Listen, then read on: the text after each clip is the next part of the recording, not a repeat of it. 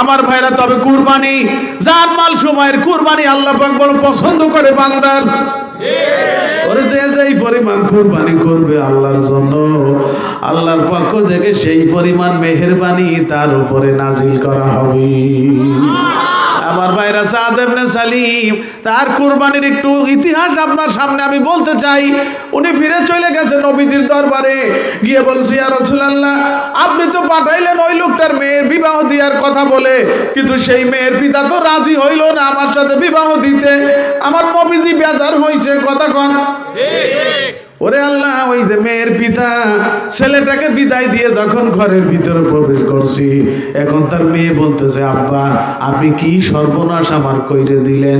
বিশ্ব নবী আমার জন্য যেই ছেলে পছন্দ করছে, আরে আমার জন্য যেই ছেলে আমার বাড়ি পাঠাই দিছে আমার নবীজি, সেই ছেলেটাকে আপনি ফেরত দিলেন। আব্বা আপনি আমার কি সর্বনাশ করে দিলেন। আমি ওই ছেলের সাথে ছাড়া অন্য কোন ছেলের সাথে বিবাহতে রাজি হব না। জোরে কসলা। ওই যুগের মেয়েরাও ছিল আমার নবীজির সাহাবী, কথা কম ঠিক। ওরে আল্লাহ, আমার নবীর সাহাবীরা, ও ভাই, পুরুষ সাহাবীরাও বিনা হিসাবে জান্নাতি হবে, মহিলা সাহাবীরাও বিনা হিসাবে জান্নাতি হবে। আমার ভাইরা বোনেরা, এখন মেয়ের পিতা দেখে মেয়ে রাজি, এখন কি করবে, দৌড়ে গেছে ছেলেটাকে ডাকার জন্য। দৌড়ে গিয়ে দেখে ছেলেটা নবীর কাছে পৌঁছে গেছে, নালিশও করা হয়ে গেছে। এবার আমার নবীজি ধমক দিয়ে বলতেছে, আব্দুল ওহাব, আমি তোমার মেয়ের জন্য যেই ছেলে চয়েস করেছি তুমি সেই ছেলেকে ফেরত দিয়েছো, এত বড় স্পর্ধা তোমার। এবার মেয়ের পিতাকে, হুজুর ভুল হয়ে গেছে আমার, হুজুর আমারে মাফ করে দেন, হুজুর বিয়ে পড়াই দেন আপনি, আমি রাজি হয়ে গেছি এখন। জোরে পাচ্ছ। আমার নবীজি খুশি হলেন, বিবাহ পড়াইয়া দিলেন, মহারানা ধার্য করলেন 400 দিরহাম। কত? 400 দিরহাম মহারানা ধার্য করলেন আমার নবী। আর বলেন, সাদ রে যাও, আমি তোমার বিবাহ পড়াই দিছি, এইবার তোমার বেগমের সাথে আনন্দ করো, ফুর্তি করো, যাও। সাদ ইবনে সালিম ওঠে না, মুখখানা মলিন। নবী কয়, ও সাদ এখন তো কেন বেজার? কয়, হুজুর আপনি 400 টাকা 400 দিরহাম মহারানা ধার্য কইরা দিছেন, আমার পকেটে তো এখন 4 আনাও নাই। কথা কয় না কিছু না? ঘুমাইছে নাকি? এত সকালে কিসির ঘুম? একটু হা হো কইয়ের মাঝে মধ্যে। আমার ভাইরা, আরে মহারানা হলো স্ত্রীর এটা অধিকার, ফরজ, বিবাহের ফরজ হলো মহারানা। ফরজ না সুন্নত? আবার কম। নামাজের একটা ফরজ যদি কেউ আদায় না করে নামাজ হয় নাকি? বিবাহের ফরজ হলো মহারানা, যদি কেউ আদায় না করে, স্ত্রী যদি অন্তর থেকে দাবি না ছাড়ে, তাহলে রসুল বলেছেন ওই স্বামীকে কিয়ামতের ময়দানে জিনাকারদের সঙ্গে জাহান্নামে যাওয়া লাগবে।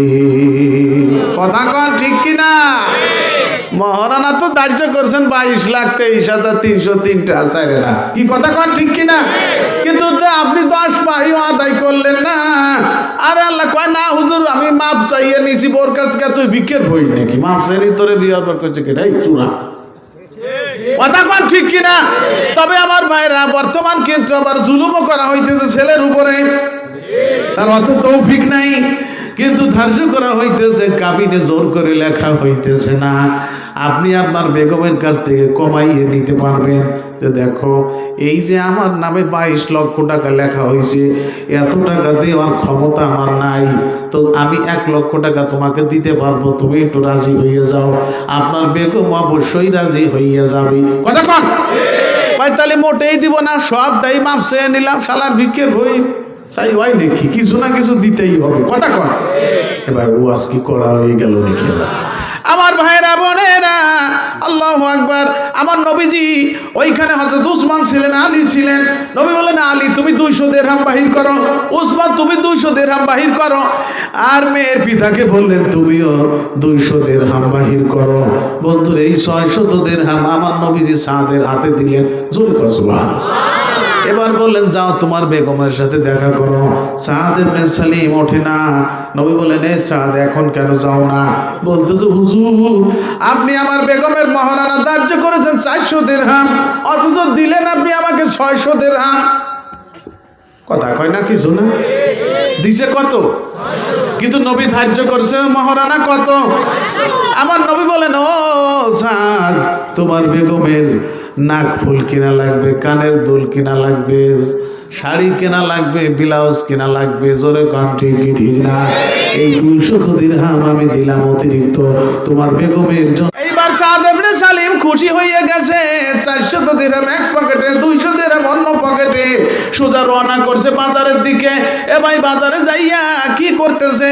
ওরে আল্লাহ, কাপড়ের দোকানে প্রবেশ করছে আর মনে মনে কল্পনা করতেছে কোন রঙের কাপড় আমি কিনবো, আমার বেগমের গায়ের রংটা কেমন আমি তো দেখতে পারি নাই, কোন রঙের কাপড়টা কিনলে তার শরীরের সাথে ম্যাচ করবে।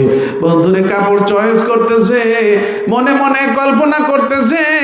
এর মধ্যে বাজারের অপর প্রান্ত থেকে তাশকিল করা হইতেছে। তাশকিল, কে যাবে আল্লাহর রাস্তায়? কে যাবে আল্লাহর রাস্তায়? আমার মাওলা পাক তার জিম্মাদার হইয়া যাবে। আরে আল্লাহর রাস্তায় কে যাবে তার জিম্মাদার হবেন আমার আল্লাহ। সাদ ইবনে সালিমের কানে যখন এই আওয়াজটা গেল, কয় কি আল্লাহর রাস্তায় গেলে আমার জিম্মাদার আল্লাহ হবে? উনি ছুটে চলে গেছে, ভাই আমি যাব তাহলে আল্লাহর রাস্তায়। একটু জোরে সরে কান সুবহানাল্লাহ। আমার নবী বলেন, ওমান খরাজা ফি সাবিলিল্লাহি ফাহুয়া যামিনুন আলাল্লাহ। ওই যে লোকটা ঘর থেকে আল্লাহর রাস্তায় বাইর হইয়া যাবে, ওই লোকটার জিম্মাদার সরাসরি আল্লাহ পাক হইয়া যাবে। আমার ভাইয়েরা, আমার নবীজি বলেন, আল্লাহর রাস্তায় যদি কারো মরণ হয়, ওই লোকটার জান্নাতের জিম্মাদার হবেন আমার মাওলা পাক। জোরে কথা সুবহানাল্লাহ। আমার ভাইরা বোনেরা, এখন বলতেছে আমি যাব তাহলে আল্লাহর রাস্তায়। যদি আমার মাওলা পাক আমার জান্নাতের জিম্মাদার হয়ে যায়, তাহলে আমি যাব আল্লাহর রাস্তায়। ভুলে গেল বাজার সদাই করার কথা, ভুলে গেল বেগমের কথা। আমার ভাইরা নাম লেখাইয়া দিল আল্লাহর রাস্তায় যাবার জন্য। এবার বলতেছে, ভাইরে সামানা লাগবে, সামানা লাগবে। বলে কি সামানা লাগবে আল্লাহর রাস্তায় যাইতে হলে?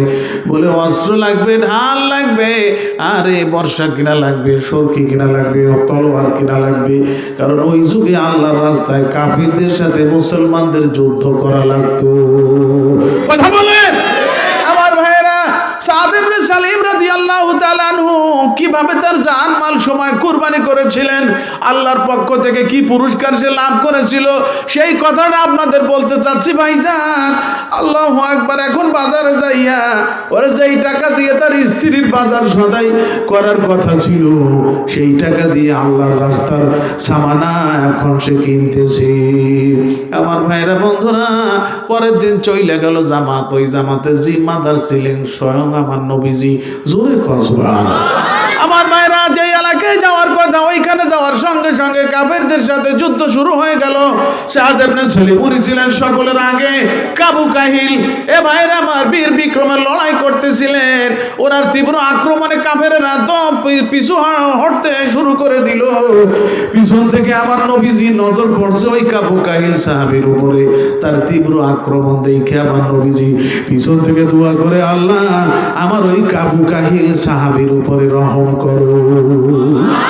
আমার ভাইরা, মুখ দেখা যাচ্ছে না, শুধুমাত্র পিছন থেকে দেখা যায় কাবু কাহিল একজন সাহাবী বীর বিক্রমে লড়াই করে। আমার নবীজি ওই সাহাবীর জন্য পিছন থেকে দোয়া করে যাচ্ছিলেন সমানে। এ ভাই, যুদ্ধ করতে করতে ওরে আল্লাহ, হঠাৎ কাফেরদের একটা তীরে সেই সাদের বুকে বিদ্ধ হয়ে গেল। উনি লুটিয়ে পড়লেন মাটিতে, সঙ্গে সঙ্গে শহীদ হইয়া গেলেন। বন্ধুরে, আমার নবীজির কাছে সংবাদ দেওয়া হলো, ইয়া রাসূলুল্লাহ, আপনার সেই বীর বিক্রমে লড়াইকারী সাহাবী আর নাই, উনি দুনিয়া থেকে চলে গেছেন, শহীদ হয়েছেন। আমার নবীজি গেলেন তাকে দেখার জন্য। বুকের দিকে তাকাইয়ে দেখে সেই সাদ ইবনে সালিম। নবী বলেন, আরে আমার সাদের তো এখন বাসর ঘরে থাকার কথা ছিল।